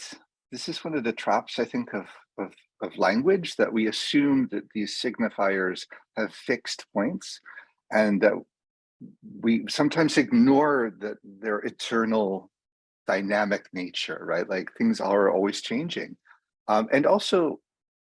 Sometimes we give them a bit too much power, perhaps, by assuming that people are, for instance, only their gender, or only their sex, or only their sexuality, or only their nationality, or only their X, Y, Z, and so forth. You know, I think this speaks to many of the questions we have, like, how can, you know, the question of how can there be women and the right-wing populist movement when it seems to be so anti-feminist? And that may be because people consider what feminism is to be different, and what it means to be female to be different, what it means to be gay, what it means to be civilized even. I see co-opting of what civilization is and what it means to enact civilization through policy, through economic action and so forth is not static and it's not uniform even within one space. People have conflicting feelings and interests and imperatives that they're contending with. And I think just having, as a linguist, I keep coming back to that, like it's unshocking to me. But it can be kind of surprising in how it's interpolated. And so I think that lies at a lot of my answer to some of these questions of how can there be. There always have been. I mean, if we think about the history of Europe and its many, many dark moments, some of the early, I'm thinking, for instance, in the Italian political context, some of the earliest fascists were Jewish. And so we can ask the question, how could that be? And that's perhaps because that wasn't the most important part of their identity. And even the way they understood that identity was not necessarily the way that we have come to understand it now in a post hoc manner. And that should maybe give us a bit of stand back and humility vis-a-vis the way we put this into action. We're actually complex assemblages of many identities, to quote from Plar. So I'll leave it there because I have a lot to say about that. I actually would like to... Can I add to that? Go ahead. Because I think that whereas there is quite, I mean, there's a lot of studies which show that this sort of intersectional perspective really allows us to understand different types of political alliances, both for women and for men. So in that sense, there are clear ideological differences between different groups of women. So it's obvious that some women would be conservative. Why not? I mean, deeply religious women would be conservative, and that would be very aligned with their vision of reality. But I think that when we talk about this this phenomenon or this trend of right-wing actors or anti-gender actors claiming that they're defending freedom of speech, for example, or they're defending liberal values, we should add to this mix or to this discussion the fact that they are doing this in a very strategic way, and they are taking over the language of liberals or the left, and they are not shy about it. In our book, we write about the Agenda Europe report, where which was leaked, where the members of the anti-gender sort of network, transnational network, talk very openly about the fact that they want to pollute the language, right? Because they know very well that the language is constructing the reality, and that once they start using notions such as minority rights or group rights or discrimination or freedom of speech in a very different context, that would actually make it much more difficult for progressive actors to act. And that's exactly what Pauline Cullen has shown, that once right-wing tries to colonize also the language and the issues which were traditionally connected to the left and being part of the left agenda, then it becomes very difficult to for the leftist or for the feminist groups to operate on the political level. So in that sense, this is exactly the same. One example of this trend is, for example, the right-wing groups in Poland or the Eurasian in Poland, claiming that abortion, not claiming anymore that abortion is a sin, but rather claiming that abortion is better for women, and actually they are protecting minority group, which is women, by limiting access to abortion. So this is a very different language that we are dealing with now, and this is not the old type of conservatism that we got used to during cultural wars in the 70s or 80s. So I think that we have to acknowledge that. Thank you. I think it may be my job to stop the discussion now and make a few remarks to conclude, to remind us of the highlights of the discussion. So is that okay? You can carry on for 5 more minutes if you want. Okay. Because I see another question in the chat. So is there another question? In the chat, yes. So if you want, you can. Okay. Anita Tusor, would you like to read your question, or would you like me to read it? Okay, so the question is, when a manipulated public replaces the concept of unemployed with that of welfare recipient and the latter with that of Roma refugee migrant, at least in the Hungarian context, it is precisely the stakeholders who are mobilized against themselves in order to destroy the social system. How this plays out when the propaganda mobilizes women against their own interest. Can you give an example?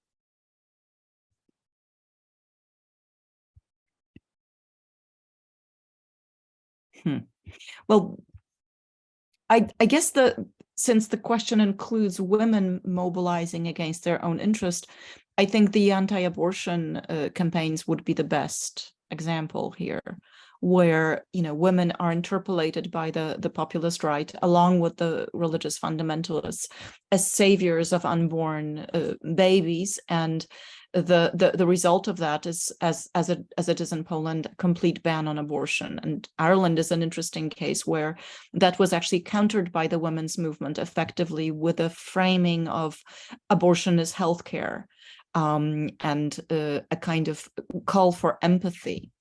I don't know if that answers the question. But actually, I think the problem with a lot of the gender talk of the populist right is that it is not necessarily or not obviously against women's interests. In other words, as I think Pauline very richly illustrated, there is a way in which some of this populist right-wing agenda actually co-opts successfully and pushes policies that may not be feminist but are obviously pro-women, but in a conservative way. And the examples here are, I think, quite disturbing to feminists who are too closely aligned with the neoliberal project. And in Poland, these were various welfare provisions, redistributive policies.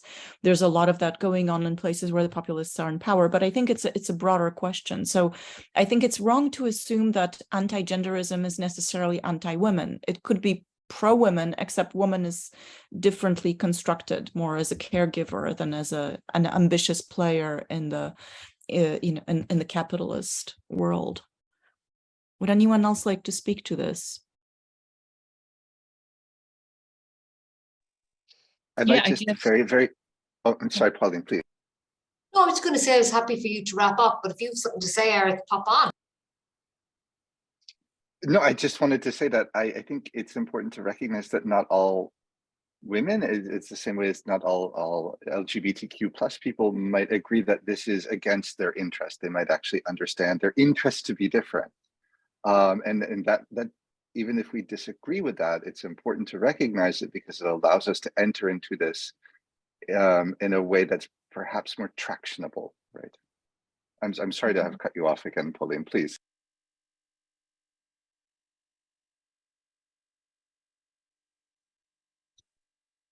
Are there any more?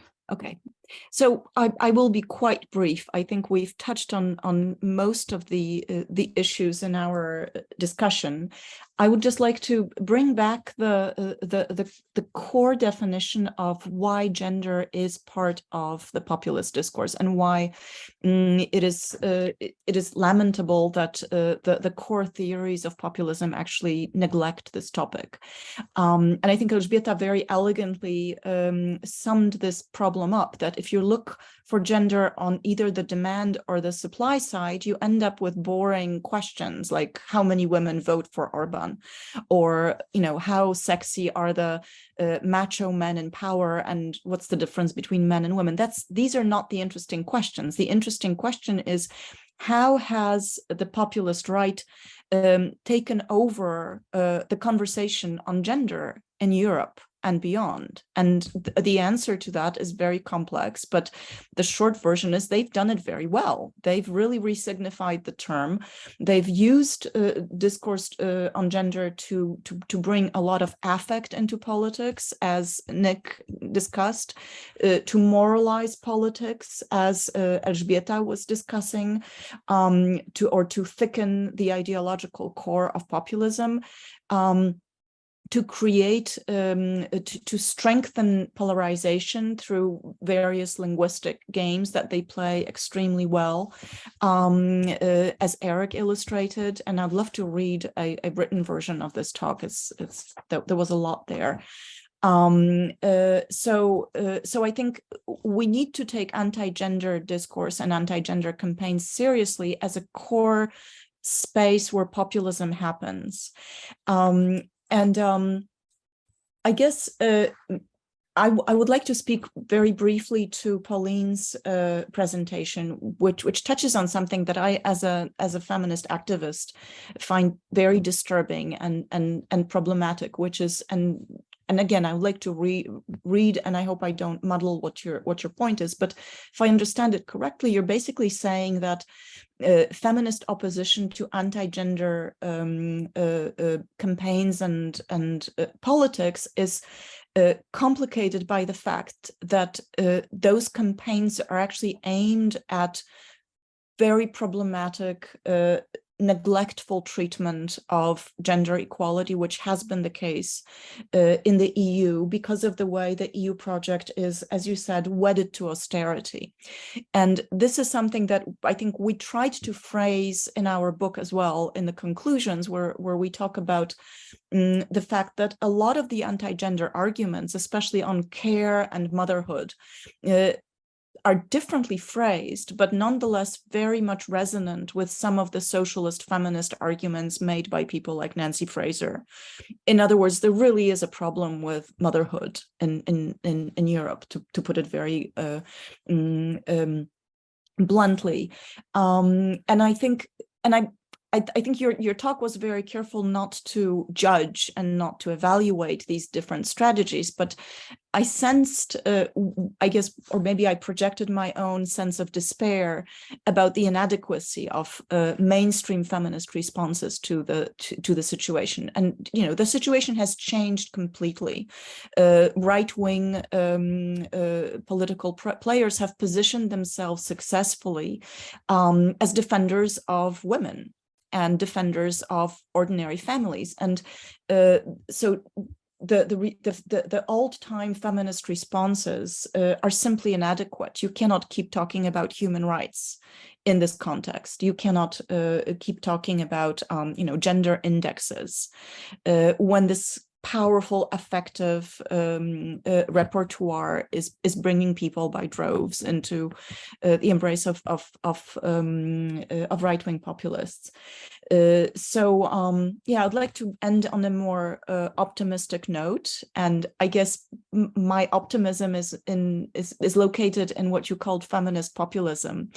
But I wonder if that is still vibrant, and if so, where in Europe? I guess Ireland is a more optimistic place than Poland at this point.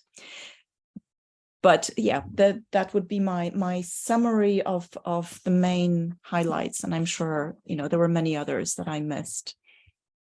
Thank you. Thank you very much. Well, before closing this panel series, I just want to thank you, dear panelists, very much for the very insightful presentations. And thank you very, very much, Dr. Graff, for your attentive moderation. It's been very inspiring, very insightful. So thank you very much. Dear attendees, thank you for enriching the panel with your questions and remarks. This series so far has inaugurated the next stage in our Mapping European Populism panel series, and we will follow it in 1 month with our second thematic session, which is Populism and Migration. This thematic series will conclude with the third panel, which will be centered around populism and its effect to European Union resilience. After that, we will begin on mapping global populism, focusing on different countries and regions around the globe. So on behalf of the ECPS staff, thank you again for joining us, everyone.